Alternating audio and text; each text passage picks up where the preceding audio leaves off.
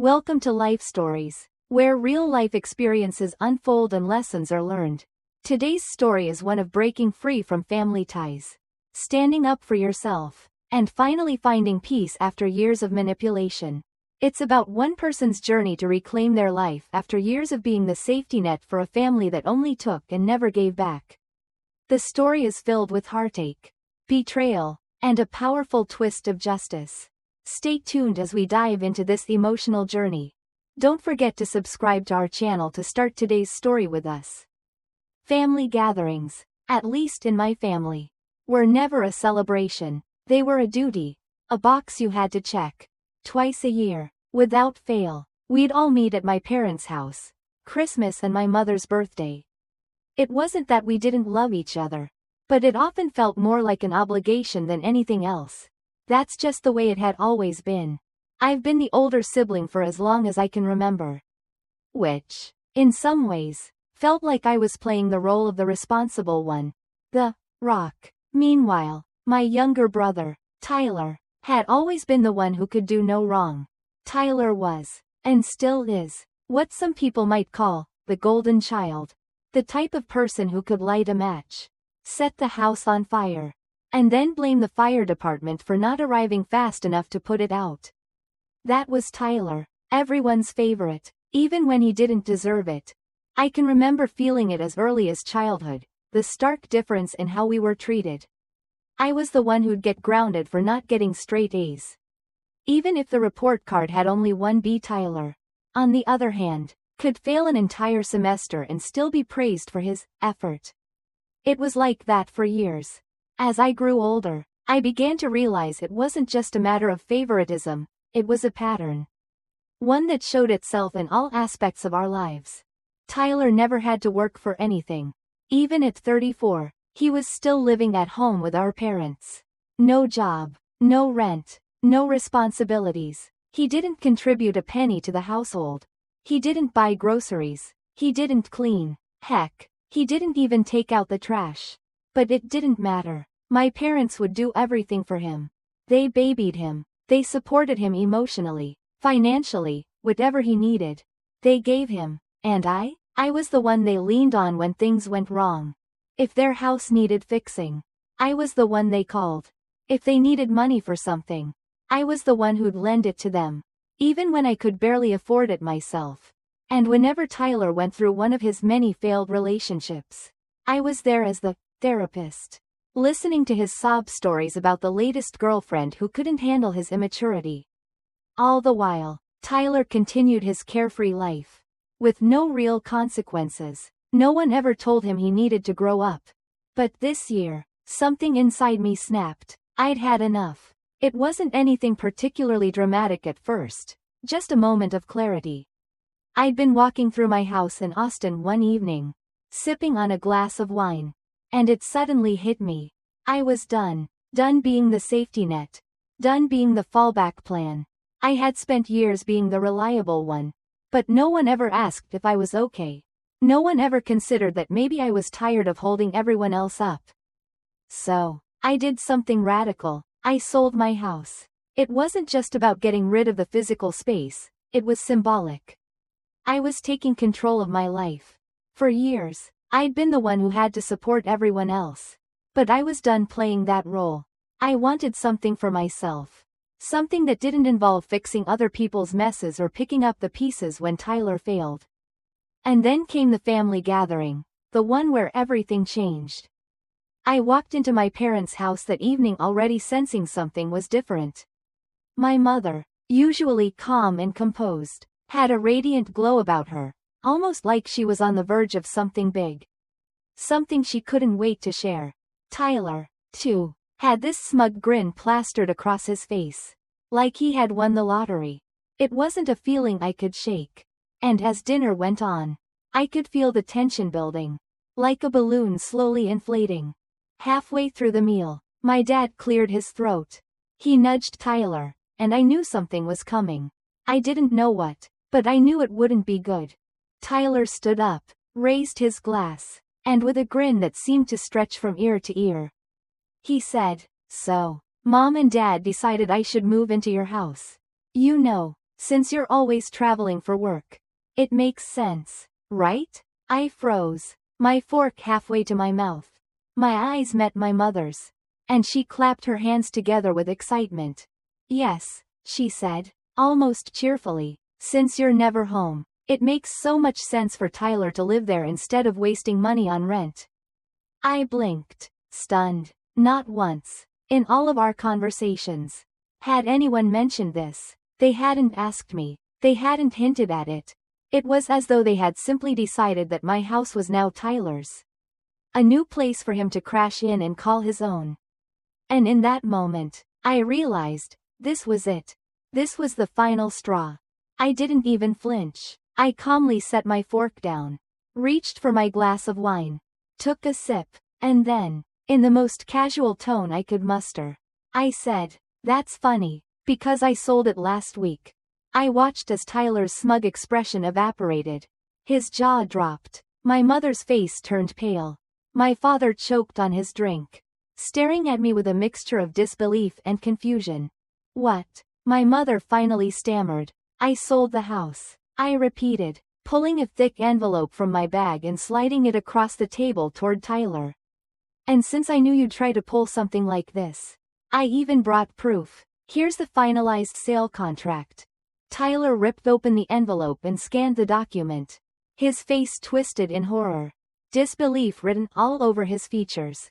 No, you can't do this. I was supposed to move in. Mom and Dad said I could move in." I sat back in my chair, arms crossed. "Mom and Dad don't own my house, Tyler, and neither do you." In that moment, the room fell silent. The shock in the room was palpable.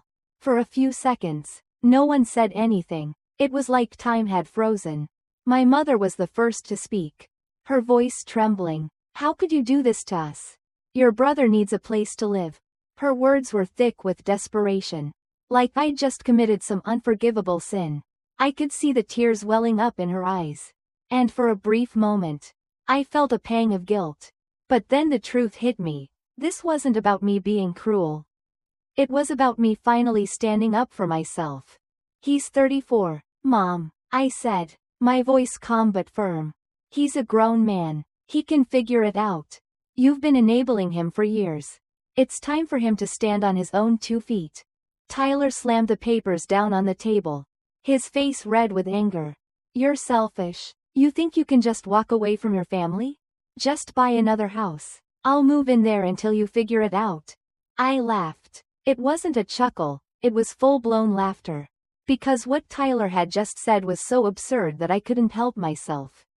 "You expect me to buy another house because you need a place to stay?" I shook my head. "Do you even hear yourself? You're not a kid anymore.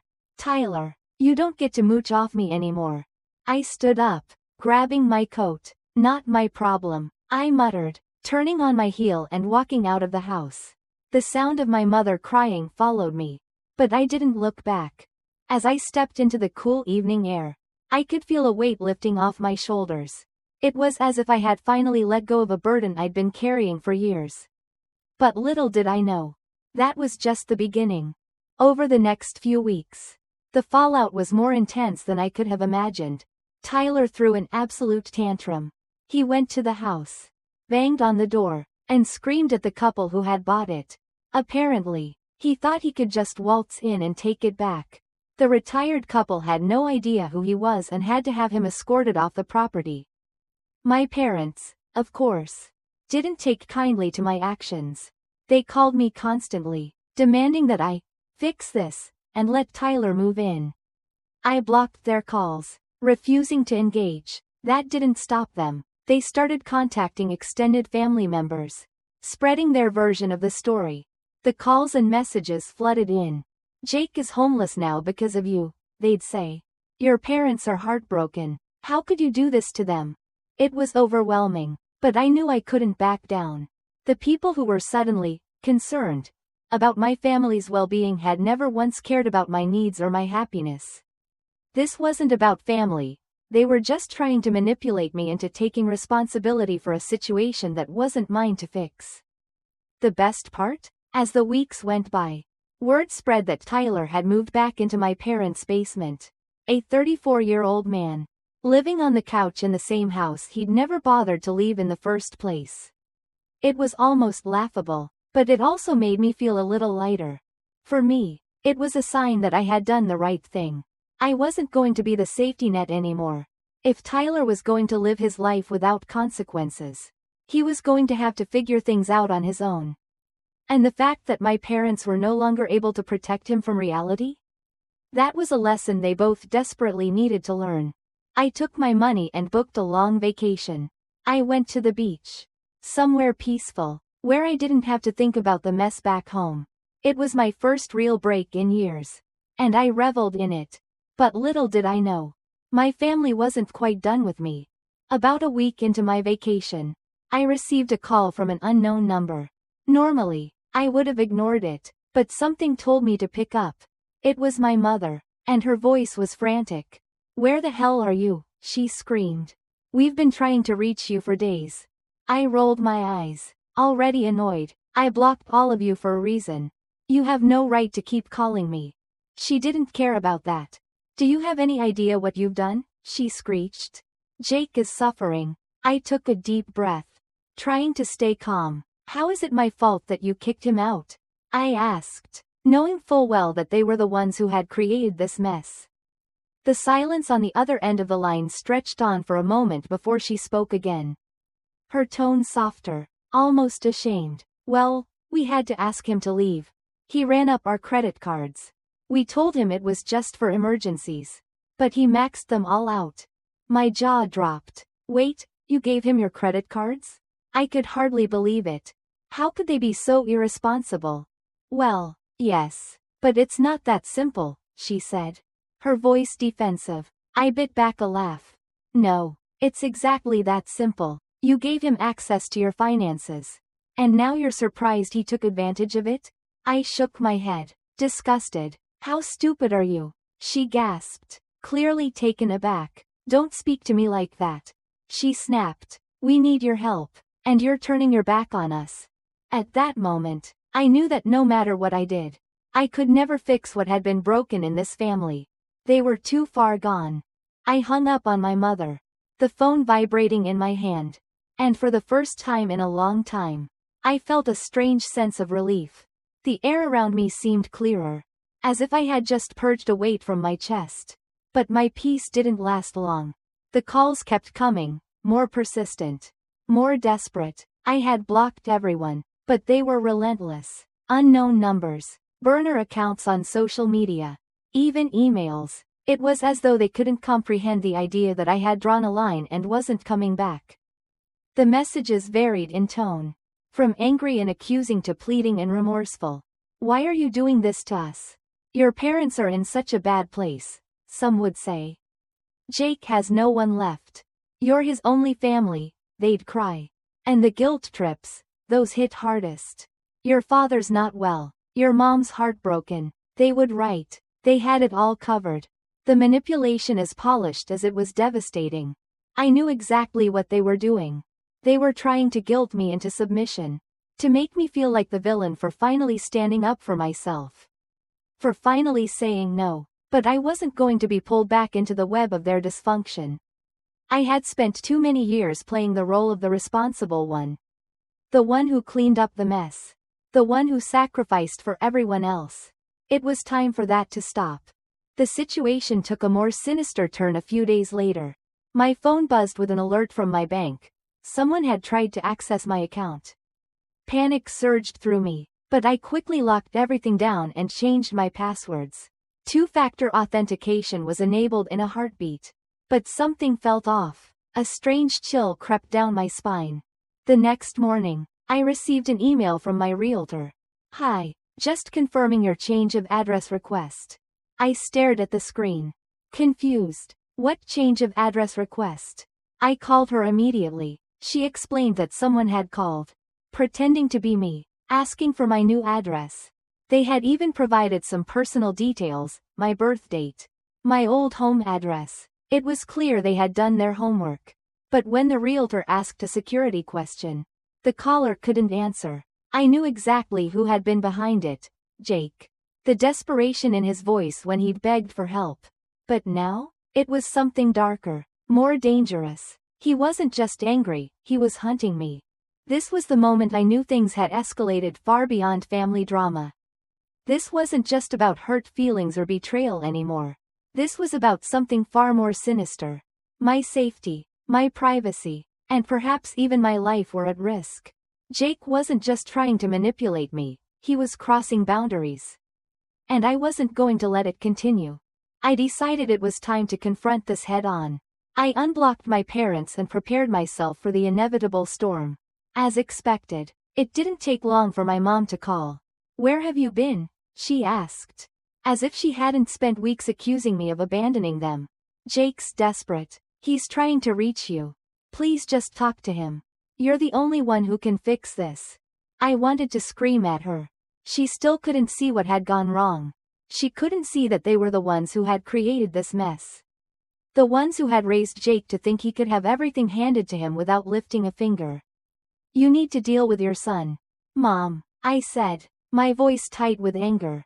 "He's the one who's crossed every line. Not me." Her response was defensive, as always. "He's not a bad person. He just needs help," she cried. I took a deep breath, trying to keep my cool. "You know what? I've given him all the help he deserves.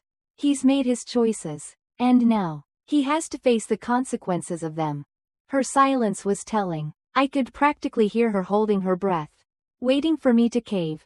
But I was done. No more guilt trips. No more manipulation. The following days were a blur of unanswered calls and frantic emails.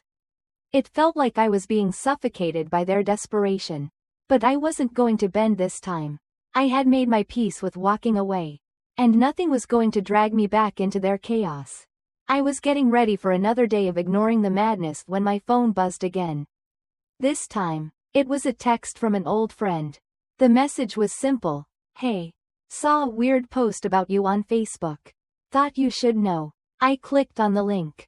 My heart sank as I read the post, a twisted, public accusation about me abandoning my family, stealing from them, and running off to live some fancy new life. It was a complete lie. And the comments were filled with people buying into it. But then I saw who shared it. My mother, my brother. It was clear now, they were waging a full-scale smear campaign against me. And that was the last straw. They weren't just mad, they were trying to ruin me. As the days went on, I felt my anger simmering beneath the surface. But I knew I couldn't just sit back and let them destroy my life. I had already made my peace with walking away from their toxicity. But now they had crossed a line. They weren't just trying to manipulate me. They were actively trying to ruin my name. My reputation. Everything I had worked so hard to build. So, I did what they never expected. I fought back. I gathered evidence, screenshots of the harassing messages, the attempted identity theft, and the lies they were spreading about me. I hired a lawyer. Not just any lawyer, but someone who could go to war for me. I filed a defamation suit. And when they didn't back down, I filed another one. It was time for them to pay for the pain they had caused. In the end, it wasn't just about winning in court, it was about taking back control of my life. I refused to let them keep me in their web of lies and manipulation any longer. The legal battles were draining. But when I saw the judge throw their case out, I felt a sense of satisfaction I couldn't describe. Months later, I finally had the closure I needed. My family had been exposed for their lies, their manipulation, and their abuse. I had my peace, and they were left to face the consequences of their actions. Now, I could breathe easy knowing I had finally broken free from their control. The lessons I learned were invaluable. It wasn't just about standing up for myself. It was about knowing when to walk away. Thank you for watching, and if you enjoyed this story, don't forget to subscribe to our channel for more life-changing stories. Stay strong, and remember, sometimes the hardest battles lead to the greatest freedom.